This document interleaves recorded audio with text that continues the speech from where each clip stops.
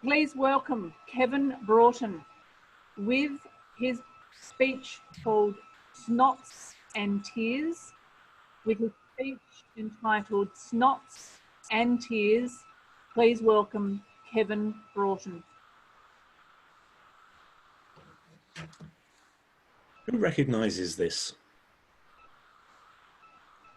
It's been around since the Romans, but it's King Richard II of the United Kingdom in the late 1300s who is attributed with the invention/naming of the cloth handkerchief.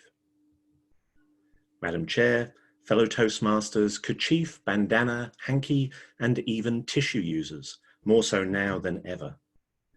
I was brought up in an era where a clean handkerchief was a vital day-to-day accessory. Whether it was blowing my nose, wiping my brow, an impromptu bandage, or wiping away a tear or two. My grandmother made sure that I understood that gentlemen carried handkerchiefs, and that the age of chivalry was not dead.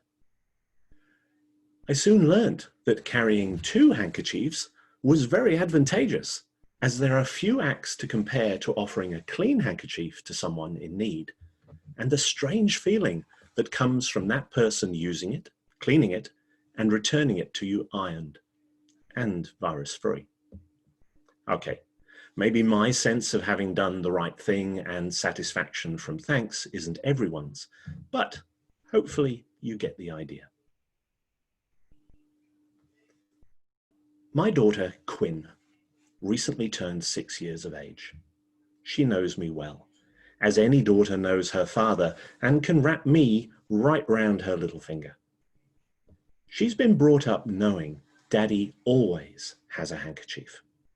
For snots and tears, there is no substitute. She recently finished foundation, the first year of school, and she's the youngest in her year. She's a maturity and confidence beyond her years, having had 2 international moves, experience living on a farm, an inner city apartment, and a house by the seaside, as well as being the only child being dragged up by 2 grown-up parents. Well, sounds better than fuddy-duddies, doesn't it? I'm sure you get my drift. Imagine my surprise when, one evening, my daughter bursts into tears and tells me she just wants to be like everyone else, to fit in. What's brought this on, darling? What's happened? What followed was a replay of the day's events, and how she had brought out her handkerchief, and how no one understood what a handkerchief was.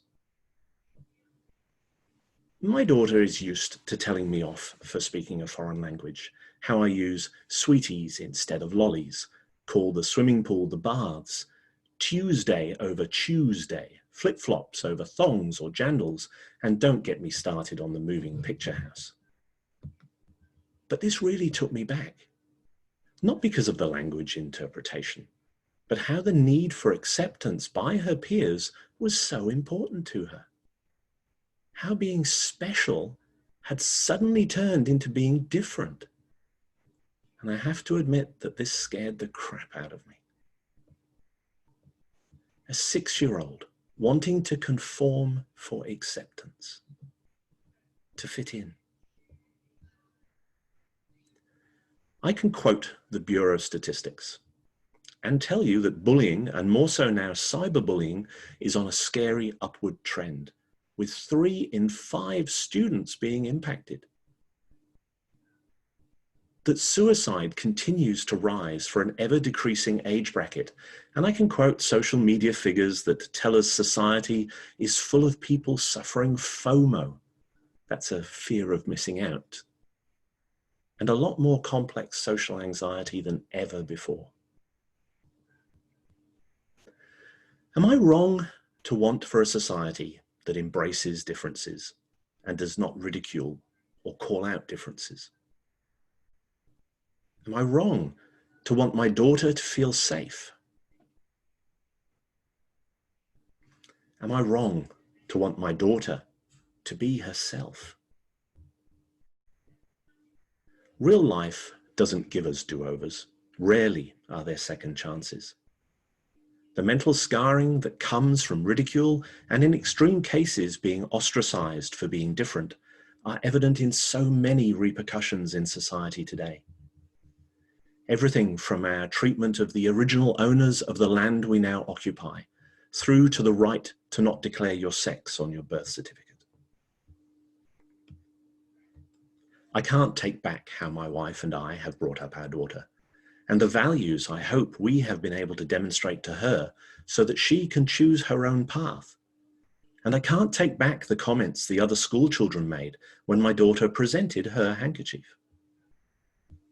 What I can do is help my daughter understand why she felt upset and recognize that it's okay to not be okay and what's going on around you. Help explore how the words and actions of others impact on her, and in return, how she impacts on others. I will never be dismissive.